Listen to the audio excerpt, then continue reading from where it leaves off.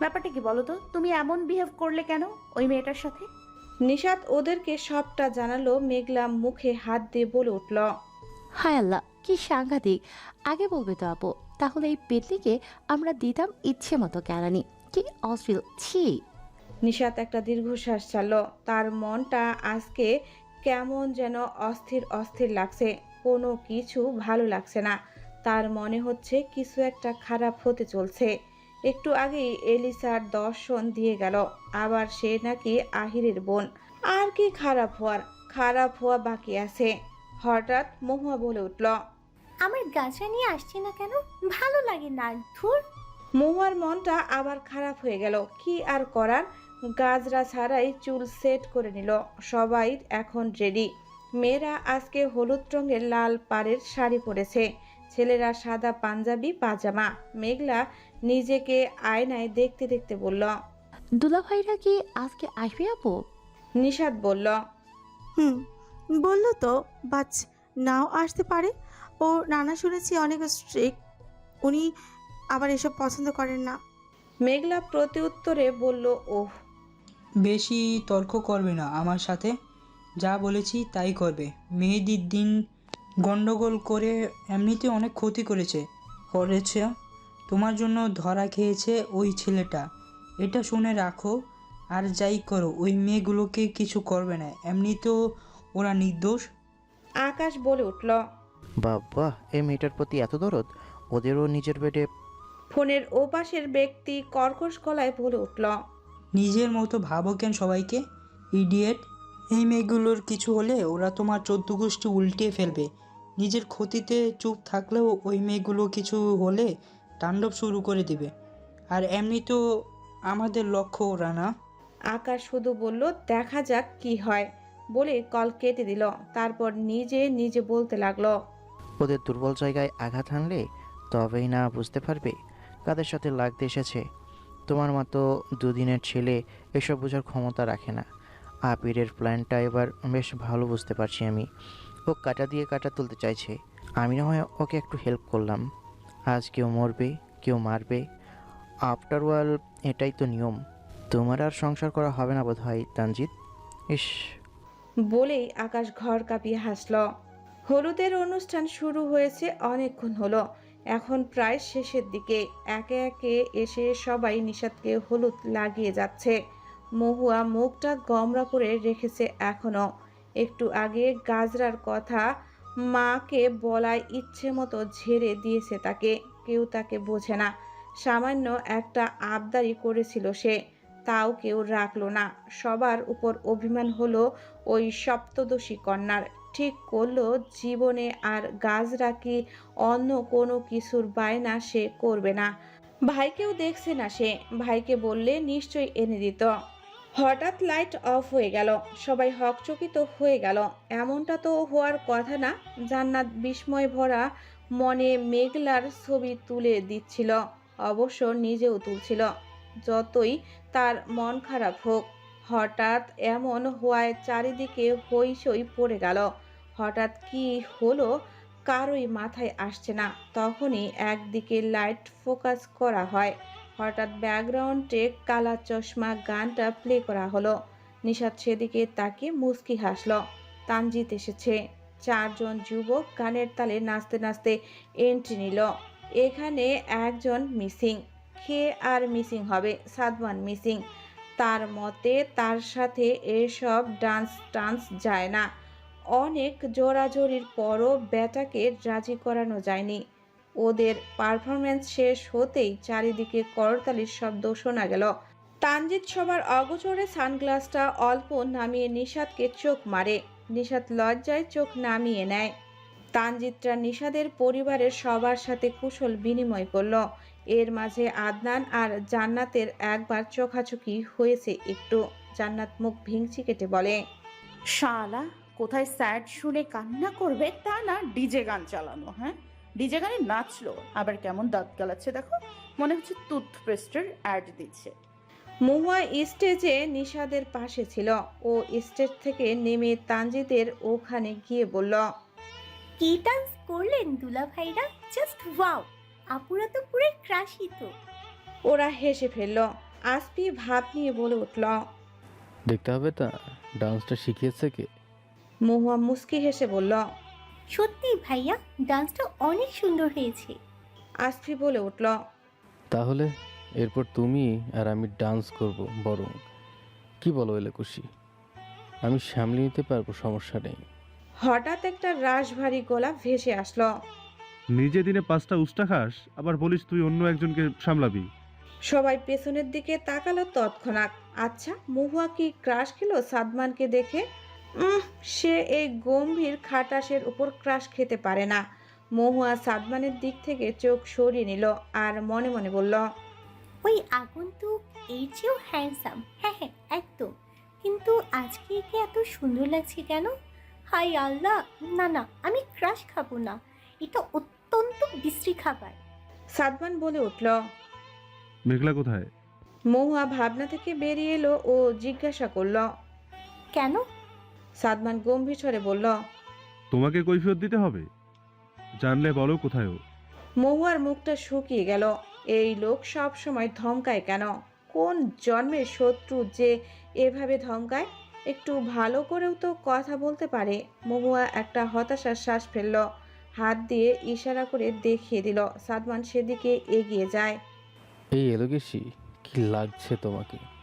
হায় আল্লাহ, শাড়িতে তো সুন্দর লাগে মেয়েদের, তোমাকে না দেখলে বুঝতেই পারতাম না, কিন্তু কিছু একটা কম কম লাগছে।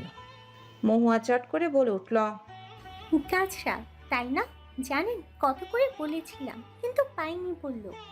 মহুয়ার মুখটা চুপসে গেল। আসপি তা দেখে বলে উঠল। আরে তাও আবার তোমাকে যা লাগছে না, হায় ক্রাশ খেলাম তো, এখন কি হবে আমার? অভ্র বলে উঠল। আর একটা বাজে কথা বলবি তো উল্টো করে ঝুলিয়ে রাখবো তোকে। এনিওয়েজ, তুমি শাড়ি পরেছো, সামলাতে পারবে তো? আবার পরেছেও না, বি কেয়ারফুল। মহুয়া বলল। এর আগেও পরেছিলাম শাড়ি, ব্যাপার না। অভ্র বলে উঠল। তারপরেও শাড়ি না পরলে অন্য কিছু পরতে। আসপি বলে উঠল। বাবা কি কেয়ার! অভ্র গরম চোখে আসফির দিকে তাকায়। আসফি আর কিছু বলল না। মহুয়া একটু হাসলো শুধু, তারপর বলল, শাড়ি ভালো লাগে আমার, তাই আর কি। এনিওয়ে, আপনারা বসুন এই দিকটায়, কোনো কিছু লাগলে বলবে। এখন তো আবার সব ডান্স পারফরমেন্স শুরু হবে, আমি ওই দিকটাই যাই বড়। মহুয়া চলেই যাচ্ছিল, হঠাৎ অভ্রের ডাকে পেছনে ফিরে তাকায়। জি ভাইয়া, কিছু বলবেন? অভ্রকে দেখে মনে হচ্ছে সে অস্বস্তি অনুভব করছে কথাটা বলতে, তারপরও বলল। এটা রাখো। মহুয়া অভ্রের হাতের দিকে তাকালো। পলিথিনের ভেতর স্পষ্ট গাজরা দেখতে পাচ্ছে সে। অভ্রের এই হাতটা এতক্ষণ পেছনে ছিল, কিন্তু অভ্র গাজরা আনলো কখন? ও তো মাত্র গাজরা নিয়ে আক্ষেপ করছিল। মহুয়া বলে উঠল। কার এটা? অভ্র বলল। তোমারই, ভাবি বলেছিল আনতে। মহুয়া একগাল হাসি উপহার দিয়ে বলল। ও থ্যাংক ইউ ভাইয়া, অনেক অনেক অনেক ধন্যবাদ। আপুকেও ধন্যবাদ দিয়ে আসি। অভ্র প্রথমে মুচকি হাসলেও পরক্ষণে হাসি মুছে যায়। ও বলে উঠল। না মানে ভাবিকে আর বলার কি দরকার? ভাই আর ভাবি মেবি একটু টাইম স্পেন্ড করছে একসাথে, আমাকে বলেছে এতেই হবে। মহুয়া হাসি মুখে গাজরা নিয়ে বলল, ওকে। অভ্র শান্তির নিঃশ্বাস ছাড়ল। একটুর জন্য ফেঁসে যেত, আর যে কত কিছু করতে হবে। মহুয়া গাজরা নিয়ে চলে গেল পড়ার জন্য। সবাই ডান্সের প্রস্তুতি নিতে ব্যস্ত। প্রথমে জান্নাত আর মেঘলা ডান্স করবে। জান্নাত মেঘলার উপর চটে আছে পুরো। কি সুন্দর সবাই এক রকম শাড়ি পরছিল, কিন্তু ও হঠাৎ ড্রেস চেঞ্জ করে একটা 3 পিস পরেছে। মেঘলাকে কারণ জিজ্ঞাসা করলে ও বলল ওর অস্বস্তি লাগে নাকি শাড়ি পরলে, তাই চেঞ্জ করেছে। জান্নাত ওয়াশরুমে গিয়েছিল। রুম থেকে বের হতে নিলে হঠাৎ কেউ একজন এসে দরজা বন্ধ করে ওকে দেওয়ালের সাথে চেপে ধরে। জান্নাত হতভম্ব। মাত্র কয়েক সেকেন্ডের ব্যবধানে ঘটল ঘটনাটা। ওর কি করা উচিত মাথায় আসছে না। চোখ মুখ খিচে বন্ধ করে রেখেছে। হঠাৎ লোকটা গম্ভীর স্বরে বলে উঠল। চোখ খুলো। পরিচিত স্বর শুনে জান্নাত তাকালো। তাকাতেই একটা স্বস্তির নিঃশ্বাস ছাড়ে, কিন্তু পরক্ষণেই মনে পড়ে, আরে সে তো আদনানের সাথে ঝগড়া করছিল আর সম্পর্ক শেষও বলেছিল। তাই সে আদনানের বাঁধন থেকে মুক্তি পেতে মশরামশরি শুরু করে। আদনান ধমকে বলে উঠল। নড়াচড়া বন্ধ করো, তা না হলে তুলে এক আছাড় মারবো। জান্নাত কেঁপে উঠল এহেন ধমকে। আদনান জান্নাতকে উপর থেকে নিচ ভালো করে পর্যবেক্ষণ করলো। তারপর নিজের মুখটা জান্নাতের মুখের একটু কাছে নিয়ে বলল। এত সেজেছ কার জন্য? জান্নাত রাগী স্বরে বলল। আপনার নানার জন্য সাজছি, বলদ লোক, ছাড়ুন আমাকে। আদনান বলে উঠল। বানাতে চাইলাম প্রণয়িনী আর হতে চাইছো নানি। That's not fair. আদনান নিজের মুখটা আরেকটু কাছে নিয়ে গেল। জান্নাত কাঁপা কাঁপা স্বরে বলে উঠল। দূরে যান, কাছে আসবেন না একদম। আদনান বলল। কি যেন বলেছিলে কালকে? সম্পর্ক শেষ এমন কিছু, তাই না? আমার সাথে সম্পর্কই শেষ করে দিলে, তাও কিনা ওই গুগলির থেকে দূরে থাকবে না বলে। আদনান শাহনওয়াজের আসল রূপ দেখোনি এখনো। এখন দেখাবো সেটা। সম্পর্ক কিভাবে শেষ করে আমি শেখাচ্ছি সেটা তোমাকে। জান্নাত আদনানকে আরো কাছে আসতে দেখে চোখ মুখ খিচে বন্ধ করে নিল। আদনানের গরম শ্বাস তার মুখে আস্তে পড়ছে পুরো। হঠাৎ নাকে কিছু একটা পিলপিল করছে বলে চোখ খুলল। জান্নাত আদনানকে আরো কাছে আসতে দেখে চোখ মুখ খিচে বন্ধ করে নিল। আদনানের গরম শ্বাস তার মুখে আস্তে পড়ছে পুরো। হঠাৎ নাকে কিছু একটা পিন পিন করছে বলে চোখ খুলল। চোখ খুলতেই চিৎকার দিতে নিলে আদনান ওর হাতটা ছেড়ে মুখ চেপে ধরে। তারপর বলে। একদম চুপ।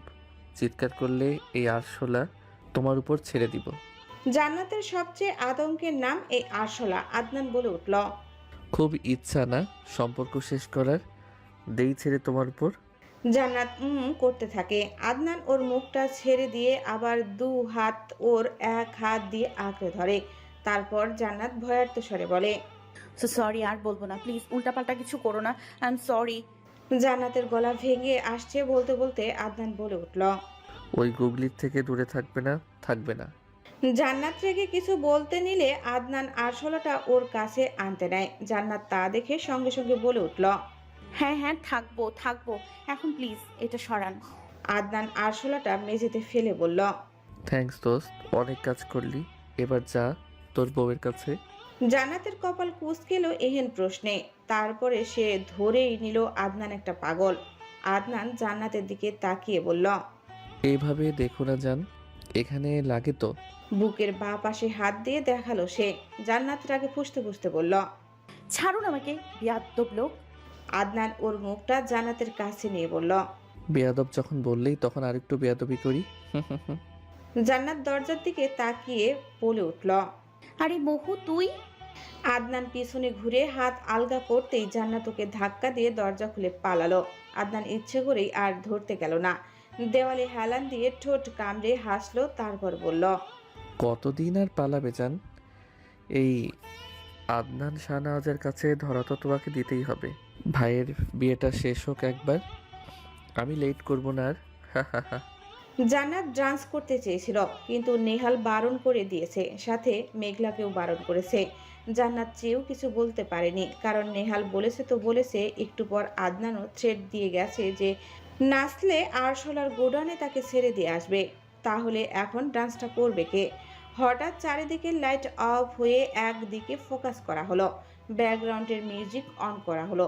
তখনই সেখানে উপস্থিত হলো the great chocolate and crush boy Ayan Mahmud.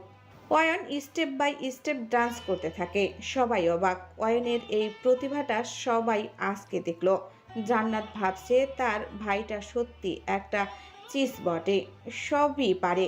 কিন্তু কথা এটা না, কথা হচ্ছে তোর তো ভাই সত্যি ক্যারেক্টার ছিল।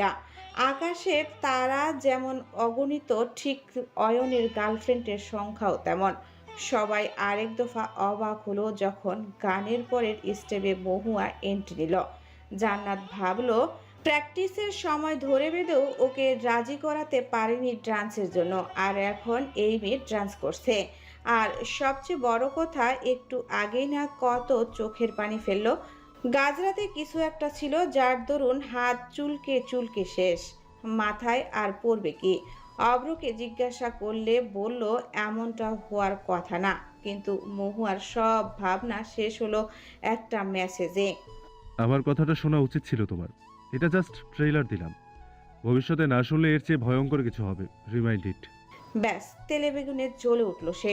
তখনই ডান্সের সিদ্ধান্ত নিল শুধুমাত্র রিভেঞ্জ নিতে। এই লোক ওর হাত জ্বালিয়েছে, ও এই বেডার দিল জ্বালাবে অয়নের সাথে ডান্স করে। সে শিওর তার উপর নজর রাখা হচ্ছে, তার মানে এখন ডান্সের কথাটাও নিশ্চয়ই তার কানে যাবে। মহুয়া কথাগুলো ভেবেই বাঁকা হাসলো, কিন্তু তার হয়তো ধারণাতেও নেই যে এখন এখানে কেউ ভয়ঙ্করভাবে রাগে ফুঁসছে। ওদের ডান্স শেষ হতেই চারিদিকে করতালি পড়ে গেল। মহুয়া আশেপাশে তাকালো একটু, না, যার ভয় ছিল সে নেই, কিন্তু তার মনে প্রশ্ন জাগলো, আশ্চর্য নেই কেন? মাহিরকে সেই কোন বিকেলে বেরোতে দেখেছিল, তারপর এক সময় এসে নিশাদকে হলুদ দিয়ে আবার ছুটেছে, গেলটা কথায়? পরেই ভাবলো যেখানেই যাক তার জন্য তো ভালোই হয়েছে, তা না হলে এই হাত নিয়ে ডান্স করা বের করে দিত তার ভাই। মহুয়া ডান্স শেষে জান্নাতদের পাশে বসলো। পেছন থেকে একটা বিদ্রুপ মিশ্রিত কণ্ঠস্বর শুনে সেদিকে তাকায়। এটা ডান্স ছিল না লাফালাফি?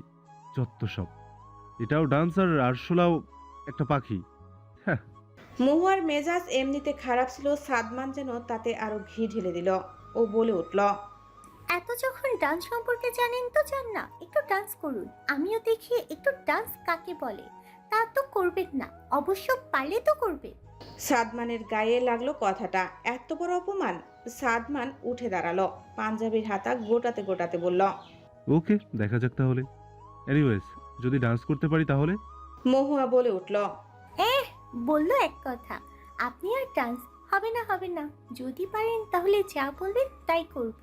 সাদমান বলে উঠল, দেন কাইন্ডলি তোমার এই পক করাটা বন্ধ করো, তাহলেই চলবে। মহুয়া একটা মুখ ভেঙচি কাটলো। সাদমান স্টেজের দিকে চলে গেল। তানজিদের চোখ বড় বড় হয়ে গেল তা দেখে। সবাই স্টেজের দিকে তাকালো। ব্যাকগ্রাউন্ডে মিউজিক বেজে উঠল। হঠাৎ করে সাদমান এন্ট্রি নিল। সবাই ওহ বলে চেঁচিয়ে উঠল, বিশেষ করে ওখানে উপস্থিত বেশ কিছু মেয়ে। মহুয়া মেয়েগুলোর দিকে তাকে মুখ ভেঙচি কাটলো। মহুয়া হা হয়ে গেছে সাদমানের ডান্স দেখে। এত ভালো ডান্স কিভাবে সম্ভব? দেখে তো বোঝাই যায় না যে এই লোক ডান্সও পারে।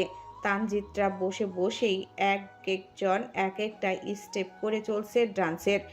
গানের পরের স্টেপ আসার সময় সাদমান ইশারায় ওদেরকেও আসতে বলল। সাদমানের ইশারা দিতে দেরি ওদের যেতে না। তানজিৎরা স্টেজে উঠে গেল। আরেক দফা সবাই ওহ বলে চেঁচিয়ে উঠল। মেঘলা অকারণেই লজ্জায় রং ধনু হয়ে যাচ্ছে। নিশাদ বলে উঠল, এই, আমারও না ডান্স করতে ইচ্ছে করছে। জান্নাত, নিশাদ, মহুয়া আর মেঘলার দিকে এক পলক তাকালো। নিশাদটা স্টেজে উঠে বলল। ছেলেরা তা দেখে সাইডে সরে গেল।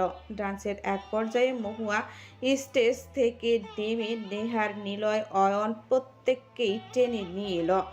অনেক মানুষ জড়ো হয়ে গেল, যে যেভাবে পারছে ডান্স করতে।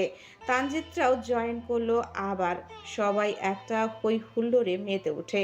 বড়রা সবাই উঠে দাঁড়িয়ে ওদের হাত তালি দিয়ে অ্যাপ্রিসিয়েট করতে লাগলো। এতক্ষণে যেন সবার মনে হলো যে সত্যি এটা বিয়ে বাড়ি।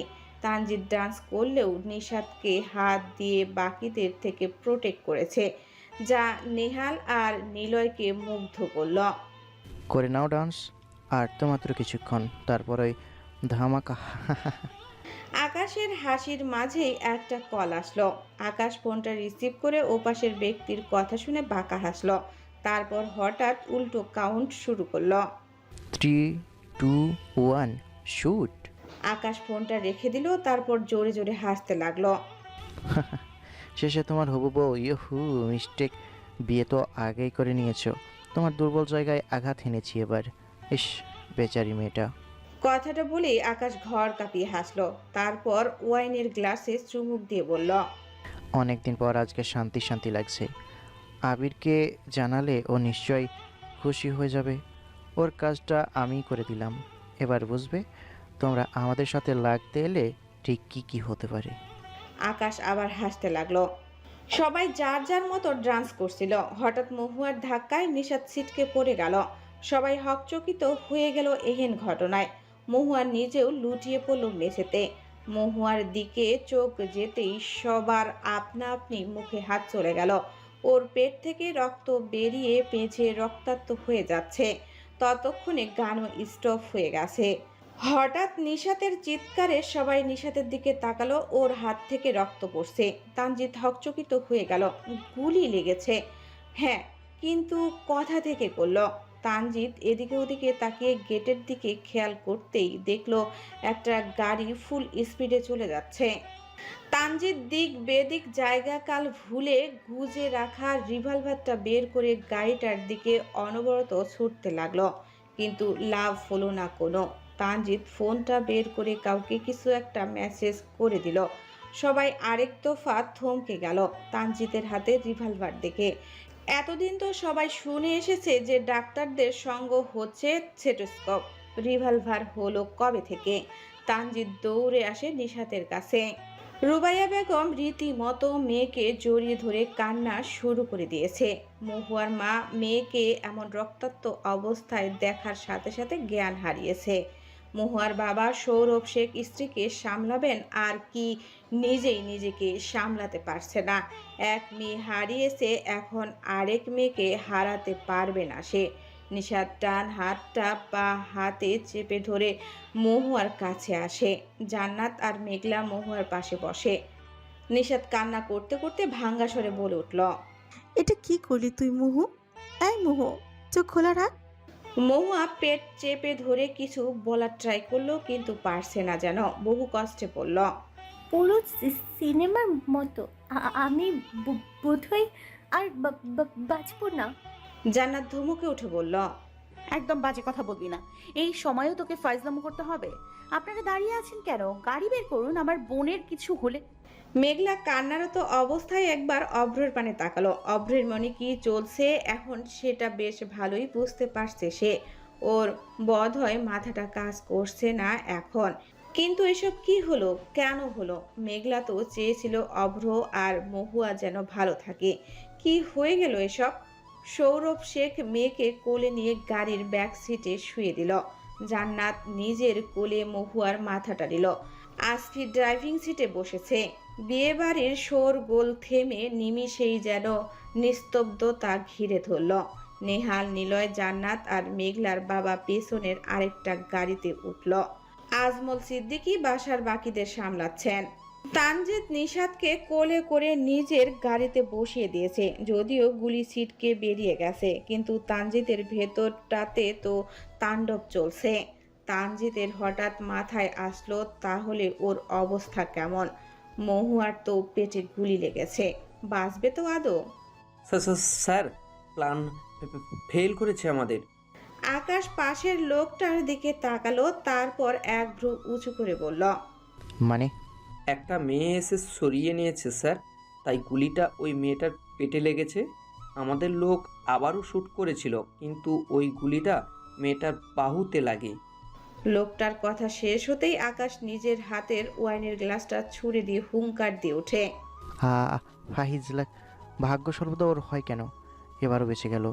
যে মেয়েটা বাঁচিয়েছে ওকে চিরতরে মেরে দে। ওর জন্য আমার প্ল্যান নষ্ট হয়েছে।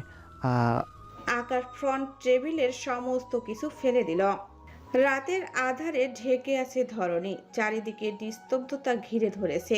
একটু আগেও তো কি সুন্দর সবাই হইচয়ে মেতে উঠেছিল। মেঘলা হসপিটাল যায়নি, বাসার ভেতরে যেতে গিয়েও ফিরে এলো কি মনে করে। ও একটু দূরে দাঁড়ানো অভ্রের দিকে তাকালো। ওর চোখ মুখ খুব স্বাভাবিক, কিন্তু এ কি? পাশে দাঁড়ানো সাদমানের চোখ এরকম পানিতে টইটুম্বুর মনে হচ্ছে কেন? মেঘলা নিজের চোখ মুছল, তারপর ভালো করে তাকিয়ে দেখলো সত্যি তো। অভ্র সাদমানের কাঁধে হাত দিতেই সাদমান হাঁটু ভেঙে ধপ করে নিচে বসে পড়ল। চোখ থেকে দু ফোঁটা পানি পড়ল কি? অভ্র নিজেও বসলো সাদমানের পাশে, তারপর ওর কাঁধে হাত দিয়ে বলল, ভেঙে পড়েছিস কেন? কিচ্ছু হবে না ওর। এই সাদমান। সাদমান হুট করে অভ্রকে জড়িয়ে ধরে হু হু করে কেঁদে উঠল। অভ্র চমকালো। ঠিক কবে সাদমান এভাবে কেঁদেছিল? ওর বোনের মৃত্যুতে পুরো পৃথিবীতে একা যেদিন হয়েছিল সেদিন কি? হ্যাঁ, ঠিক এভাবেই সেদিন কেঁদেছিল। আর কখনো সাদমানকে ওরা কাঁদতে দেখেনি। অভ্র সাদমানকে জড়িয়ে ধরে সান্ত্বনা দিতে থাকে। আর এই দৃশ্য দেখে মেঘলা হা হয়ে গেছে। কি হলো এটা? সাদমান কাঁদছে কেন? এভাবে তো অভ্রের কান্না করার কথা, কিন্তু এ তো পুরো উল্টো। সাদমান ভাঙ্গা ভাঙ্গা স্বরে বলে উঠল, আমার সামনে ওর পেটে গুলি লাগলো আর আমি কিছুই করতে পারলাম না। আর আমার সাথেই কেন এমন হয় অভ্র? আল্লাহ কবেই তো পুরো পরিবারকে নিজের কাছে নিয়ে গিয়ে অনাথ করেছে আমাকে, তাতেও কি উনি সন্তুষ্ট হয়নি? যখন নিজের বেঁচে থাকার একটা কারণ খুঁজে পেলাম, তখন তিনি সেই কারণটাকেও আমার থেকে কেন কেড়ে নিতে চাইছে? কেন কেন কেন? অভ্র বলে উঠল, কিচ্ছু হবে না তোর হৃদয় হরণীর। আল্লাহর উপর বিশ্বাস রাখ, শান্ত হ তুই। তোকে এভাবে মানায় না সাদমান। এটা কে করেছে তাকে তো খুঁজে বের করতেই হবে। সাদমান অভ্রের থেকে নিজেকে সারিয়ে হাতের উল্টো পিঠ দিয়ে চোখ মুছল, তারপর উঠে দাঁড়ালো। অভ্রকে বলল, অনেক হিসাব বাকি আছে ওর সাথে আমার। আজকে যা করলো তারপর ওকে আমি ঠিক করব আমি জানি না। হয়তো পৃথিবীর সব থেকে জঘন্য মৃত্যু দিব। হসপিটাল চল এখন। বিশ্বাস করো অভ্র, মোহর কিছু হলে আমি সব ধ্বংস করে দেব। ওর কিছু হলে শিকদার সাদমান সাদেব সবচেয়ে নিষ্ঠুরতার পরিচয় দিবে এই দুনিয়ার সামনে। ঠিক এতটাই জঘন্য হতে পারি আমি। বলেই সাদমান গাড়ির দিকে চলে গেল। অভ্র একটা দীর্ঘশ্বাস ছাড়ল। মেঘলা লুকিয়ে লুকিয়ে সবই শুনল। শোনার সাথে সাথে ও যেন আকাশ থেকে পড়ল। তার মানে এতদিন সে শুধু শুধু অভ্র আর মহুয়াকে নিয়ে এসব ভেবে এসেছে। মহুয়াকে সাদমান ভালোবাসে? এখনো বিশ্বাস হচ্ছে না যেন মেঘলার। সারাক্ষণ তো ঝগড়া করতেই দেখে। মেঘলার মনে হলো তার মাথা ঘুরছে। তুমি এখানে কি করছো? হঠাৎ অভ্রের কথায় চমকে লাফিয়ে উঠল। অভ্র তার সামনে আসলো কখন সে বলতেই পারবে না, এতটা নিজ ভাবনায় মগ্ন ছিল সে। মেঘলা বুকে থুতু দিয়ে আমতা আমতা করে বলে, কিছু না তো। অভ্র আর কিছু বলতে নিয়েও পারলো না। সাদমান ডাকছে তাকে। অভ্র আর এটা মাথা ঘামালো না, ও চলে গেল। মেঘলা একটা স্বস্তির নিঃশ্বাস ছাড়ল। তারপর সে বাড়ির ভিতরে চলে গেল। মন তো তারও চাইছে হসপিটালে যেতে, কিন্তু সে ছোট বলে কেউই নিল না। ব্যথা করছে খুব, তাই না? নিশাদ কিছু বলল না। তানজিৎ হঠাৎ জড়িয়ে ধরল তাকে। নিশাদের বাহুতে ব্যান্ডেজ করা হয়েছে। তানজিৎ হঠাৎ এভাবে জড়িয়ে ধরায় হালকা আঘাত পায়। আস্তে করে আর্তনাদ করে উঠল। তানজিৎ ছাড়ল না। নিশাদ নিজের ঘাড়ে তরল কিছু অনুভব করে। নিশাদ অবাক হয়ে গেল। সে তানজিদের পিঠে হাত বোলাতে বোলাতে বলল, এই তানজিৎ, খাচ্ছ কেন? আমি ঠিক আছি তো, এই দেখো। তানজিদের কোনো হেলদোল নেই। তারই তো ভুল। তার উচিত ছিল না নিশাতের নিরাপত্তার ব্যবস্থা করা। সে তো তা করেনি। তার জন্যই তো নিশাত বর্তমানে হসপিটালের একটা কেবিনে শুয়ে।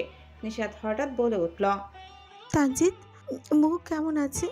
তুমি তো একটু আগে ওখান থেকে এলে, বলো না তানজিৎ। তানজিৎ এবার নিশাতকে ছেড়ে দিল। চোখের পানি হাতের উল্টো পিঠ দিয়ে মুছে নিল। তারপর চোখ নামিয়ে দিল। তানজিৎকে এভাবে চোখ অন্যদিকে সরে নিল। নিশাত বিচলিত হয়ে বলল, এই তানজিৎ কেমন আছে ও? বাঁচবে তো আমার বোনটা নাকি নাকি জিজ্ঞাসা করতেই নিশাত হু হু করে কেঁদে উঠল। তানজিৎ নিশাতকে নিজের বুকে নিয়ে নিল। তারপর মাথায় হাত বুলিয়ে দিতে দিতে বলল, আল্লাহর কাছে দোয়া করো, অপারেশন চলছে। কিন্তু নিশাত তৎক্ষণাৎ মাথা তুলল। তারপর বলল, কিন্তু কি? তানজিতের চোখের কান্নিসেও পানি জমল। মেয়েটা এত মিশুক যে এই কয়েকদিনেই কেমন মনে জায়গা করে নিয়েছে। ছোট বোনের মতোই তো ছিল মেয়েটা। কেমন নিজেও হাসি খুশি থাকে আর অন্যকেও মাতিয়ে রাখে নিজের কথায়। তানজিৎ নিশাতের পানে তাকালো, তারপর বলল, বাঁচার চান্স রয়েছে 50%। কিছু বলা যাচ্ছে না নিশাত। নিশাত তানজিতের পাঞ্জাবির হাতাটা আঁকড়ে ধরে হু হু করে কেঁদে উঠল। নিশাত ভাঙ্গা স্বরে বলে উঠল, এটা কি হলো তানজিৎ? আমার বোনটা আমাকে বাঁচাতে গিয়ে এটা কি করলো? ওর কিছু হলে আমি নিজেকে ক্ষমা করতে পারবো না তানজিৎ। তানজিৎ নিজেও যে দিশেহারা। মহুয়ার কিছু হলে কার কি হবে জানা নেই, কিন্তু একজন যে পুরো দুনিয়া উল্টাপাল্টা করে ফেলবে, বড্ড বড় একটা ভুল হয়ে গেছে তাদের। নিশাদদের সিকিউরিটি নিয়ে তারা অতটা ভাবেনি, যার ফলস্বরূপ এত কিছু পোহাতে হচ্ছে। মহুয়ার কিছু হলে যে তানজিৎ নিজেও নিজেকে কোনো দিন মাফ করতে পারবে না। নিশাদকে বাঁচাতে গিয়ে আজকে মেয়েটা নিজের মৃত্যুর সাথে পাঞ্জা লড়ছে। সবাই আইসিইউর সামনে দাঁড়িয়ে। মহুয়ার অপারেশন চলছে ভেতরে। হসপিটালের মোটামুটি সবাই উপস্থিত রয়েছে। মেঘলাও এসেছে আজমল সিদ্দিকীর সাথে।